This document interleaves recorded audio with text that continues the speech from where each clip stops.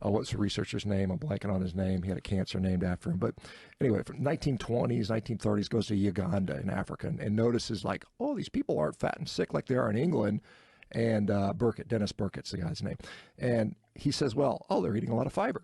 But they weren't eating a lot of sugar, and they weren't eating a lot of garbage like they were in the UK, because sugar's been around since about the 1600s and progressively has increased. I mean, the US right now, it's kind of interesting, like compared to like the early 1800s, the average kid by the age of something like 8 has eaten more sugar than they would have in a lifetime back, 150 years ago. So it's kind of crazy. But by the time they're 8? By the time they're 8 years old, the average 8-year-old has eaten more sugar than somebody would have eaten in their entire life. And that's just the normal kids. You see some of these kids are just like, I mean, Jamie, I got a picture I got to show you. This is so incredible, Jamie. There's a gal before and after picture. We got this food addiction stuff. So I interviewed a gal.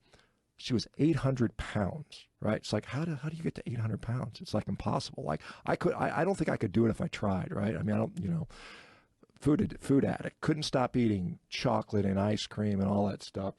And this is her. Whoa. She's almost 800 pounds, 350 kilos, which is the most I've ever deadlifted. So that's kind of an interesting weight. But 22 months she goes on carnivore, right? I interviewed her a while back, and she's now lost almost 500 pounds on carnivore when nothing else would work for her. I mean, she told me it was like, I finally found the off switch. She tried Weight Watchers. She tried like gastric band surgery. She tried vegan diet. She tried juicing. She tried Weight Watch. She tried every single thing you could think of, but could never stop. And finally, for the first time in her life, she's like, I finally found freedom from this food addiction. And, wow. Recent studies show that that other guy in the hat, this is a funny guy. This guy in the hat right there, his name is, what's his name? I'm blanking on it. Todd. He's a dude out in Montana, right? He was 770 pounds, right? Same sort of situation. Started drinking Cokes when he was 14 years old. I'm doing an interview, and he goes, yeah, I didn't know who he was. And he starts telling me, he goes, yeah, when I was 14, I was 600 pounds. I'm like, what? 600 pounds at 14? It's like, how the hell can you get to 400 pounds? They're poor family, and his mom and sister and everybody in the family was, very obese, and they had tried gastric bypass and it didn't work for them. But same thing with this kid. I mean, he's just like, I call him a kid, he's 40. He went carnivore, and for the first time in his life, he's like, I don't need the sugar and I don't need the Coke. He was drinking like 20 Cokes a day or some ridiculous stuff. And he just blew up, and he could not stop and this is why, one of the reasons I think they know this. I mean, the food industry knows they're making addictive food. They clearly know that. In fact, I had a gal who worked for one of the major food manufacturing companies, and her job, she was a chemist, and her job was to design food to be as addictive as possible. And she literally told me that. She goes, I can no longer live with the guilt. I want to come work for you guys.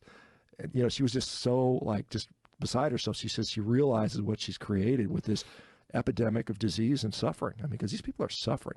Did you see that movie, The Whale? Did you ever see that movie? I did not. It's good. It's an interesting movie. So it's Brendan Fraser, and he's like 700-pound dude. And it shows he lives in his he lives in his recliner. He can't barely get up. He can barely go to the bathroom. Refrigerator next to him, and his whole life is in. And this guy did the same thing. He said he fasted one time for 40 days trying to lose weight, and he never left his chair. He just sat there for 40 days and didn't eat. Wow. Can you imagine? That's like hell. That's like hell on earth. But now he's going back to work. He's getting out in the field, and he's doing like electrical work or something like that. But I mean, it's just the sugar in one way. I know there's people out there saying, listen, not sugar's fine. It's all seed oils and stuff like that. But I think clearly there are people that are addicted to either sugar or sugary foods.